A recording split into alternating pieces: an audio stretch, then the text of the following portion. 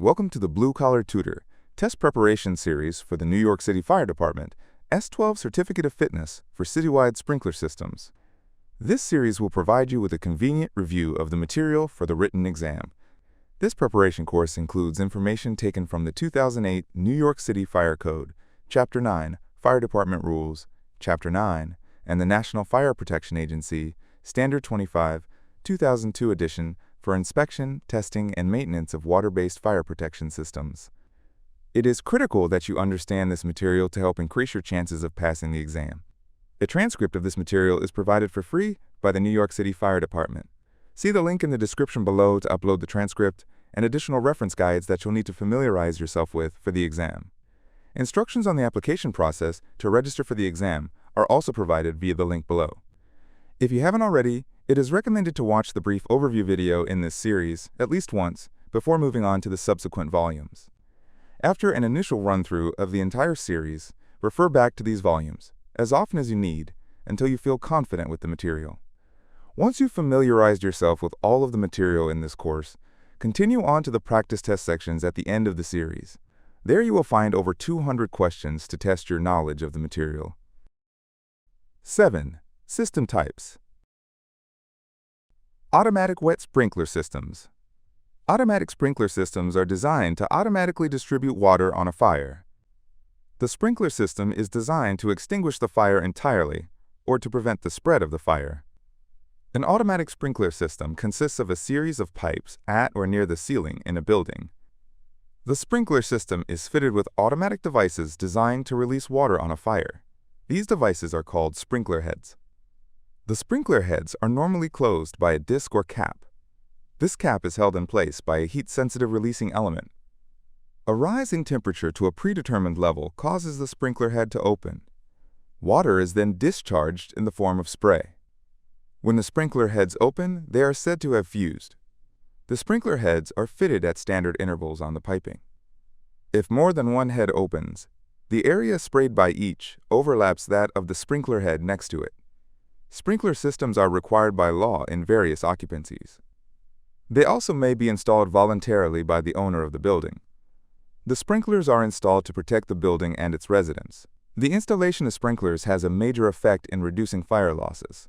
About 96% of the fires are extinguished or controlled when sprinklers are installed. The 4% failure was due to a variety of causes, including defective piping, closed supply valves, frozen water lines, improper maintenance, and blocked water supply piping. Automatic sprinklers are very effective for life safety. They signal the existence of a fire. At the same time, they discharge water to the burning area. When sprinklers are installed, there are rarely problems getting water to the seat of the fire. They also reduce interference with visibility for firefighting due to smoke. The downward force of the water sprayed from sprinklers lowers the smoke level in the room. The sprinklers also serve to cool the smoke. This makes it possible for persons to remain in the area much longer than they could if the room were without sprinklers. Most standard sprinkler systems have devices that automatically sound an alarm when a sprinkler head discharges water. This alarm is usually an audible signal in the building. In many cases, they also give an alarm at a remote location, such as an approved central station company. The central station company monitors the entire fire protection system for water discharge and problems with the equipment. When water discharge or equipment problems are identified, the local firehouse is immediately notified. This allows the fire department to gain control of a fire as quickly as possible. Water is rarely discharged accidentally from sprinkler heads. The most commonly installed system is wet pipe systems, which have water in the piping at all times. This type of system is used where the temperature is maintained at minimum of 40 degrees to prevent the system from freezing. Where temperatures drop below freezing, the ordinary wet pipe system cannot be used. There are two methods for using automatic sprinklers in places exposed to freezing temperatures. One method is a system where water enters the sprinkler piping only after a control valve is opened. These are dry pipe systems, deluge systems, or pre-action systems. The other method adds an antifreeze solution to the water in the wet pipe system. The antifreeze solution is a mixture of chemicals designed to prevent the water from freezing. Antifreeze solutions. Antifreeze is added to the water in piping exposed to freezing temperatures. When the sprinkler heads fuse, the system works in the same way as a wet pipe system. Antifreeze solutions are costly and may be difficult to maintain. Antifreeze is usually used for small, unheated areas. Antifreeze solutions may be used only in accordance with applicable local health regulations. Existing cold weather valves. An automatic sprinkler system should not be shut off and drained to avoid freezing during cold weather. However, parts of the sprinkler system may be shut down. Permission must be obtained from the local firehouse. Permission may be given to shut off a maximum of 10 sprinkler heads on a wet pipe system. These shut-off valves are commonly referred to as cold weather valves. These valves are no longer permitted to be installed.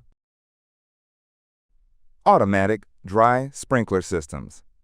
Dry pipe sprinkler systems are installed where a wet pipe system cannot be heated to prevent freezing. Under normal conditions, there is no water in the piping. Instead, the piping in the system is filled with air or nitrogen under pressure. The air pressure in the piping is controlled automatically by an air maintenance device. The system uses standard sprinkler heads. When a sprinkler head is opened by the heat from a fire, the air pressure is reduced in the piping. The drop in air pressure causes a special dry pipe valve to open. A supervisory device signals when the valve is opened. Then water flows into the piping and out of the opened sprinklers.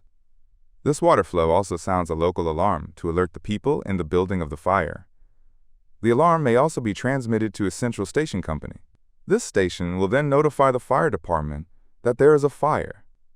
In buildings where life hazard is very high, such as schools and hospitals, the alarm is transmitted directly to the fire department. Sometimes a combination of a wet pipe and a dry pipe system may be used when part of the building cannot be heated. Dry pipe valve designs. These valves prevent water from flowing into the piping until a sprinkler head has opened. The air pressure in the system keeps the clapper closed. This clapper prevents the water from flowing into the system. When the sprinkler head opens, it causes a drop of pressure in the piping. This causes the valve to open and allows water into the system.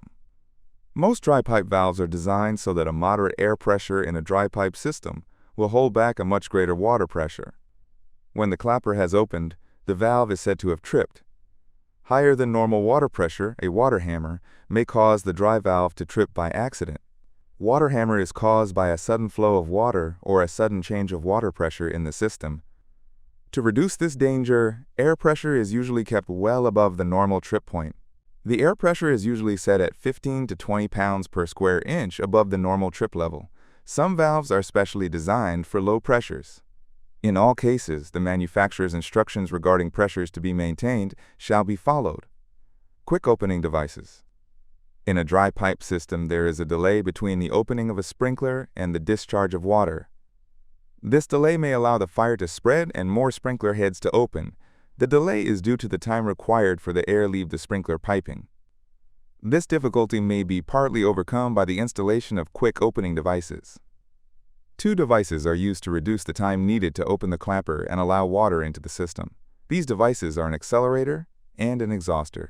They are both automatically activated when a drop of 2 pounds per square inch in air pressure is detected in the system. They quickly change the water and air pressure balance in the system. This change trips the dry pipe valve, allowing the water to force its way through the sprinkler piping in less time. The failure of an accelerator or exhauster to operate will increase the normal tripping of a dry pipe valve. Pre-action sprinkler systems. Pre-action systems are designed for situations where there is danger of serious water damage. Water damage is usually caused by damaged sprinklers or broken piping. Under normal conditions, there is no water in the piping. The air in the piping may or may not be under pressure. A pre-action valve prevents the water from entering the system. The valve is automatically opened when a fire detection system discovers that there is a fire or smoke condition. The pre-action valve is tripped by the fire detection system before any of the sprinkler heads open. A supervisory device signals when the valve is opened.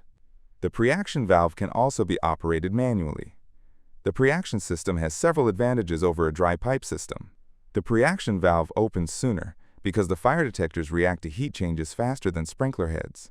Fire and water damage may be decreased because water is sprayed on the fire more quickly. The alarm signal is given as soon as the pre-action valve is opened. Heat-responsive devices are commonly used to trip pre-action valves. These devices are also used to activate alarm and supervisory systems. There are three main devices used to trip pre-action valves. 1. Devices designed to operate at a fixed temperature. 2. Devices designed to operate when the temperature in the room increases a set amount in a given time period, rate of rise, and 3. Devices combining fixed temperature and rate of rise devices. Other ways to activate a pre-action valve are smoke detectors, gas detecting systems, hydraulic, electric, manual release, and automatic signals from other safety systems. Alarms are standard accessory equipment on water control valves. They provide an audible signal in the building if the valve operates for any reason. An alarm is also sent out if a problem is discovered with the equipment. The alarms send a signal to a central station company or a public fire alarm system. Often the signal is sent to both the central station company and the public alarm. Pre-action system with a recycling feature. A special kind of pre-action system is a recycling system for controlling sprinklers. This system shuts off the water when the fire has been put out or the heat drops. If the fire rekindles or the heat rises sharply, water is discharged again. The system continues cycling on and off as long as the fire persists.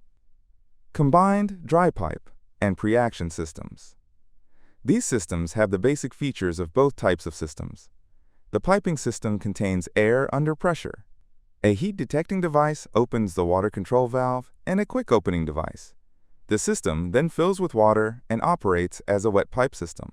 If the heat detecting system fails, the system will operate as a standard dry pipe system. Deluge sprinkler systems. A deluge sprinkler system is equipped with open sprinkler heads designed to wet down an entire area involved in a fire. This system is needed when there is danger of a fire rapidly spreading throughout the building. The deluge system will slow down the spread of the fire. Deluge systems are suitable for hazardous occupancies. This includes buildings in which flammable liquids or other hazardous materials are handled or stored. The sprinkler heads in the deluge system are open at all times. Under normal conditions, there is no water in the piping. The air in the piping is not under pressure.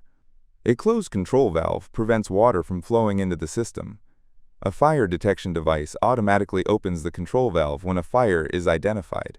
A supervisory device signals when the valve is opened. When the valve is opened, water flows into the system. The water is then discharged out all of the sprinkler heads. The water control valve may also be opened manually. Non-automatic dry sprinkler systems. In this type of system, all pipes are normally dry. Water is supplied when needed by pumping water into the system through the fire department connection. Some of these systems are supplied by manual operation of a water control valve and may be equipped with sprinklers with or without fusible links. There are several non-automatic systems. 1. Perforated pipe systems, a single line of piping drilled at intervals for water discharge. These systems are usually found in basements or other areas difficult to reach in firefighting operations. 2. Open fixed spray nozzles for transformer vaults or other hazardous areas. 3. Exterior exposure sprinklers or window sprinklers use open sprinkler heads to form an external water curtain on the walls of a building. And 4. Foam supply systems are used for the protection of special hazardous occupancies. Garbage compactor sprinkler systems. Waste compactors are usually found in tall, multiple dwelling complexes, such as apartment buildings. They are used to reduce the trash buildup in a building. They consist of a tall chute with an opening at each floor. These openings are used for trash disposal. Occupants of the buildings take their trash and throw it through the opening and down the chute. The trash piles up at the bottom of the chute, where a device regularly crushes the trash into smaller blocks of trash. The blocks of trash are then removed and taken to a garbage dump. The compactor may be located indoors or outdoors. The buildup of trash in the compactor chute is a fire hazard. Fires may be started in several ways, for example, by a smoldering cigarette thrown into the compactor chute. Sprinkler systems must be installed to put out fires that start in the compactor chute. Any of the standard water supply sources may be used to supply the compactor sprinkler system. For example, gravity tanks, fire pumps, and pressure tanks are all used as water supply sources. Fire doors shall be installed in the chute to allow firefighter access to burning trash. The certificate of fitness holder shall know the location of all sprinkler heads, control valves, supply lines, and compactor rooms. A sketch of the entire compactor sprinkler system shall be drawn by the certificate of fitness holder. This sketch shall be posted in the compactor room, in a frame under glass. The sketch shall be made available to any representatives from the fire department. The certificate of fitness holder may be questioned about this sketch by inspectors from the fire department during routine inspections. A sign indicating the location of all control valves shall be kept in the compactor room. This sign shall be displayed with the sketch in the compactor room. All control valves in the sprinkler system shall be labeled. The label is to show the purpose of the valve. Additionally, the labels shall be attached to the yoke of the valves. All indicating valves in the compactor sprinkler system shall be sealed open. A minimum of 6 extra sprinkler heads with the appropriate wrenches shall be available to replace any opened or damaged sprinkler heads. Opened or damaged sprinkler heads shall be replaced immediately. A garden hose connected to a water supply shall be kept in the compactor room. This hose may be used to put out small fires or smoldering material in the compactor room. This certificate of fitness holder shall conduct an inspection of the entire sprinkler system at least once a month. Special attention should be given to the condition of the sprinkler heads in the compactor chute and the compactor room. Any defects or violations shall be recorded in a detailed inspection report. All inspections are recorded on a card that shall be kept near the main control valve. The certificate of fitness holder shall sign and date the card each time an inspection is made. If any minor defects in the system are discovered, they shall be reported to the owner of the building. If repairs are not made within 30 days, the certificate of fitness holder must notify the Bureau of Fire Prevention. If any major defects are discovered, they shall be reported to the FDNY dispatcher, the owner of the building, and the Bureau of Fire Prevention. Major defects shall be repaired immediately. When a fire is discovered in the compactor, the certificate of fitness holder should notify the local firehouse immediately and should not attempt to enter the compactor chute to put out the fire. This concludes Volume 3. Repeat each chapter as often as you need until you feel confident with the material. Post any follow-up questions in the comment section below. Subscribe to stay current on updates to existing exams and to be notified of new test preparation content. If you found this video helpful to you in any way, please be sure to leave a like. Thank you for watching.